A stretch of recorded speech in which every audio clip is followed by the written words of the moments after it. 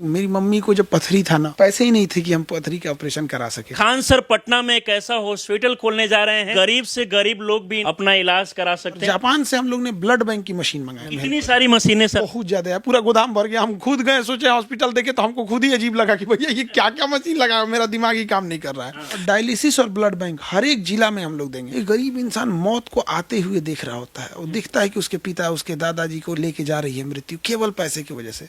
तो यहाँ वो बाधा ना आए, इसीलिए हमने चालू किया। सर ये बताइए कि फी कितना रहेगा? जहाँ यूपीएससी की फीस 2 लाख थी, उसको हम 4,000 में कर दी। तो हमारे पास कौन आएगा? 4 व्हीलर रखने वाला थोड़ी आएगा, हमारे पास आएगा कौन? ठेला चलाने वाला, रिक्शा चलाने वाला, सब्जी बेचने वाला, ऐसे ही लोग तो हमारे पास आएंगे। कोई भी शिक्षक जब कामयाब हो जाते हैं तो उनके पास मन में आइडिया आता है कि हमको बिजनेस को और बढ़ाना चाहिए, फैक्ट्री खोलना चाहिए, बड़ा बड़ा कंपनी लगाना चाहिए।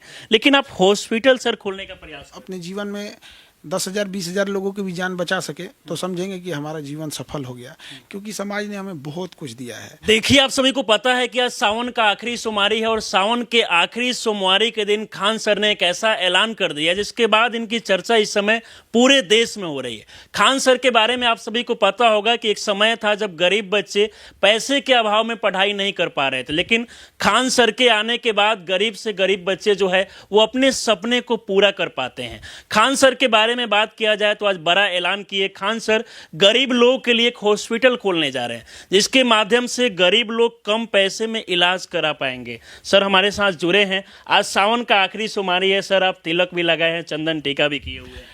तो आज सोमवारी था और सावन का और अंतिम सोमवार था, और आज का दिन हम लोग के लिए अच्छा इसलिए है क्योंकि हमने गरीब लोगों के लिए डायलिसिस मशीन के लिए हमने स्थापना करने के बहुत दिन से सोच रहे थे, और इसका ऑर्डर के लिए हमने जर्मनी से ऑर्डर लगाया था। क्योंकि ना मेडिकल इक्विपमेंट में दुनिया में 3 देश ही हैं, एक जापान है, जर्मनी है और अमेरिका है। तो जर्मनी से तो आज ही सावन के सोमवार के दिन ही मुंबई पोर्ट पे आ गया यहाँ पर, और ये खुशनसीबी देखिए कि इतना बेहतर, इतने शुभ दिन के लिए आया है। और बहुत सारे लोग जिनकी किडनी फेल हो जाती है तो उनके शरीर से, उनका शरीर किडनी ब्लड नहीं साफ कर पाता, वो यूरिन नहीं बना पाते हैं, और उनके शरीर से पूरे ब्लड को बाहर निकालना होता है, फिर मशीन में फिल्टर करना होता है, इसमें 4-5 घंटे टाइम लगते हैं, फिर वापस ब्लड को शरीर में भरा जाता है। तो ये प्रोसेस में अगर जिसकी किडनी फेल हो जाती है उसको हफ्ते में 3 बार डायलिसिस कराना होता है, यानी महीने में लगभग 12 बार। तो उसको मंथली 50-60 हज़ार खर्च हो जाते हैं। तो इसी को ध्यान में रखते हुए हम लोग ने डायलिसिस मशीन सर आप चाहते तो देखा जाता है कि जैसे कि एजुकेशन के क्षेत्र में बहुत सारे बच्चे को कम पैसा में आप पढ़ाते हैं, लेकिन आपके मन में आइडिया कहाँ से आया कि मुझे ये क्या बोलते हैं कि मेडिकल के क्षेत्र में भी कुछ करना चाहिए? देखिए, हमने मरते देखे हैं लोगों को। गरीब इंसान की जिंदगी की कोई वैल्यू नहीं है। अब जैसे कोई डायलिसिस का मरीज है, उसकी किडनी फेल हो गई है और उसको हम हर मंथ 40 से 50 हज़ार लगेंगे। अब कोई सब्जी बेचने वाला है, कोई ठेला चलाने वाला है, उसको तो नहीं है पैसे। अब उसका गार्जियन, उसके घर वाले देख रहे हैं कि अब इसको डायलिसिस नहीं हो सकता है, क्योंकि हर मंथ हम कहाँ से लाएंगे, घर द्वार गहने बिकेंगे। फिर देखेगा कि अब 15 दिन बाद, 20 दिन बाद इंसान की मृत्यु इसके करीब आ रही है। तो एक गरीब इंसान मौत को आते हुए देख रहा होता है, वो दिखता है कि उसके पिता उसके दादाजी को लेके जा रही है मृत्यु, केवल पैसे की वजह से। तो यहाँ वो बाधा ना आए, इसीलिए हमने चालू किया। और जापान से हम लोग ने ब्लड बैंक की मशीन मंगाई, बट जापान से ट्रांसपोर्टेशन में टाइम लग जाता है, और हम लोग भी नए हैं इस फील्ड में, इसलिए वहाँ टाइम लग गया, तो थोड़ा 20-25 दिन उसमें डिले होगा। तो ब्लड बैंक की हमने स्थापना करेंगे नवरात्रि के पहले नवरात्रि के दिन। तो प्रथम नवरात्रि के दिन ब्लड बैंक की स्थापना हो जाएगी, और डायलिसिस और ब्लड बैंक हर एक जिला में हम लोग देंगे। हर जिला में वहाँ पे किसी को भी ज़रूरत लगे तो, अभी क्या होता है कहीं जिले में एक्सीडेंट हो गया, एक्सीडेंट में ऑटोमेटिक ब्लड लॉस हो जाता है। अब डॉक्टर रिफर करेगा कि आप पटना लाइए, 4 घंटे रास्ते में लगेगा, ब्लड लॉस है। तो अगर ब्लड बैंक है तो वहाँ ब्लड चढ़ा के ले आओ भैया, जो लॉस हुआ है कम से कम मेंटेन तो करेगा। यहाँ जो पटना का डॉक्टर है उसको कुछ तो मिले। अब एकदम लास्ट मोमेंट पे लेंगे तो भगवान थोड़ी है, वो भी डॉक्टर को लोग कहते हैं कि डॉक्टर ठीक नहीं है। तो ये हर डिस्ट्रिक्ट में और हर जगह डायलिसिस और ब्लड बैंक खोलेंगे ताकि गरीब लोगों का भला हो सके। आज सोचिए कि इससे पहले आप सभी को पता होगा कि खान सर गरीब से गरीब छात्रों को कम पैसा में पढ़ाते हैं। अब बात किया जाए तो पटना में सर हॉस्पिटल खोलने वाले हैं, और इसके साथ साथ बिहार के अलग अलग जिलों में भी सर धीरे धीरे ब्लड वाला जो है और इसके साथ साथ डायलिसिस वाला सेंटर खोलेंगे। सर ये पटना में कहाँ पे ओपन हो रहा है, कौन से लोग? ये जस्ट यहाँ जैसे ओपन होगा आप लोगों से दिखाएंगे। हाँ, वहाँ यहाँ पे, ताकि मैनेजमेंट आसान होगा। और इस ब्लड बैंक को हम लोग इस ब्लड बैंक का एक ब्रांच या कलेक्शन वो स्टोरेज फैसिलिटी बनारस में भी देंगे, स्पेशली BHU वाले एरिया में, क्योंकि वहाँ बहुत सारे गरीब पेशेंट है। और बनारस हिंदू यूनिवर्सिटी इस मामले में बहुत सराहनीय काम करती है। BHU, मेरा खुद का ऑपरेशन हुआ है BHU में, ये गले का ऑपरेशन। मेरी नस यहाँ पे नकली है, एक तो सिलिकॉन की नस है, और ये BHU के हॉस्पिटल में हुआ था। तो हमको आज भी याद है, बड़ा अच्छा व्यवस्था था वहाँ पर, और गरीब से गरीब इंसान वहाँ जाके अपना इलाज करा सकता था। लेकिन होता क्या है कि जब अन्य जिले से लोग बनारस जाते हैं, कुछ बिहार से, कुछ मध्य प्रदेश से, छत्तीसगढ़, अलग अलग जगहों से वहाँ लोग आते हैं, तो वहाँ कोई उनका जान पहचान वाला नहीं होता है, जिस वजह से उनको ब्लड देखने में बड़े बेचारे तड़फड़ा जाते हैं। तो वहाँ एक चीज़ रहेगा कि नहीं, उनको पता चलना पड़ेगा खान सर का ब्लड बैंक किधर है, वहाँ जाएंगे और वहाँ से वो अपना ब्लड ले लेंगे। कई बार एक और समस्या आता है, निगेटिव ब्लड ग्रुप नहीं मिलता है। तो ये सारी समस्याओं को दूर करने के लिए हर डिस्ट्रिक्ट में, जब यहाँ हम फुलफिल कर लेंगे, बनारस कर लेंगे, फिर उसके बाद प्रयागराज, दिल्ली तक भी जाएंगे हम लोग। किडनी का पेशेंट बात किया जाए तो इस समय पूरे देश भर में काफ़ी ज़्यादा है, बिहार में भी काफ़ी ज़्यादा है। कई लोग को सर यहाँ तक देखा जाता है कि जब उनको डायलिसिस नहीं मिल पाता, उनके पास पैसा नहीं होता है तो मौत तक हो जाता है। बहुत बड़ी दिक्कत आती है। और इतना ही नहीं, डायलिसिस में सबसे ज़रूरी चीज़ होती है, उसके अंदर एक फिल्टर करने वाला इक्विपमेंट होता है, उसे डायलाइज़र कहते हैं।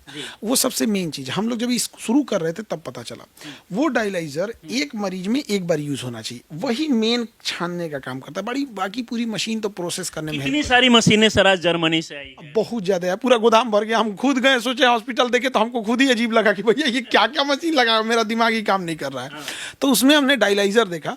तो डायलाइजर को क्या करते हैं लोग ना, जैसे किडनी का कोई मरीज आया तो एक किसी का डायलाइजर से उसकी किडनी साफ की है, फिर इसी को धुल के दूसरे मरीज का साफ कर देते हैं। वो उतना अच्छा काम नहीं करेगा।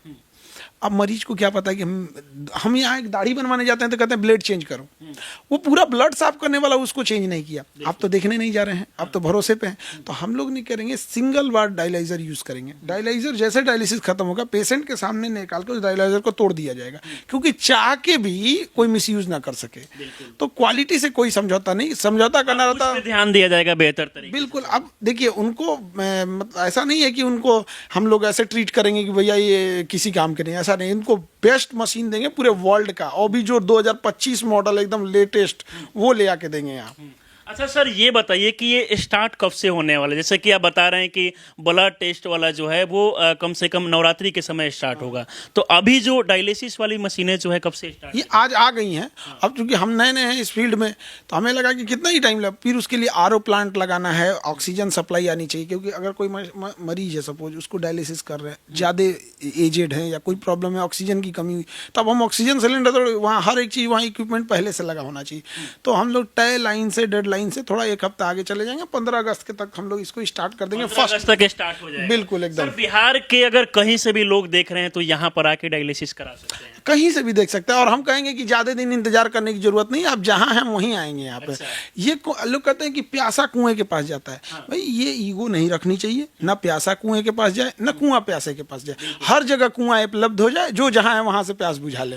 बाकी देखिए, बिहार में सावन के आखिरी सोमवारी को खान सर बिहार वासियों को एक नई बड़ी सौगात दे रहे हैं। अब बहुत सारे गरीब लोग जिनके पास पैसा होता है वो इलाज नहीं करा पाते हैं, लेकिन खान सर पटना में एक ऐसा हॉस्पिटल खोलने जा रहे हैं जिसके माध्यम से गरीब लोग भी इनके पास आके अपना इलाज करा सकते हैं, डायलिसिस करा सकते हैं। सर, ये बताइए कि फी कितना रहेगा, क्योंकि लोग जब वीडियो देख रहे होंगे उनको लगेगा कि बाकी जगह जितना फी देना पड़ता है, क्या यहाँ भी उतना फी? देखिए, हम तो उसी लिए जाने जाते हैं। जहाँ UPSC की फीस 2 लाख थी, उसको हम 4,000 में कर दी। तो हमारे पास कौन आएगा? 4 व्हीलर रखने वाला थोड़ी आएगा। हमारे पास आएगा कौन? ठेला चलाने वाला, रिक्शा चलाने वाला, सब्जी बेचने वाला, ऐसे ही लोग तो हमारे पास आएंगे। और हमें पता है ये लोग कितना दे सकते हैं।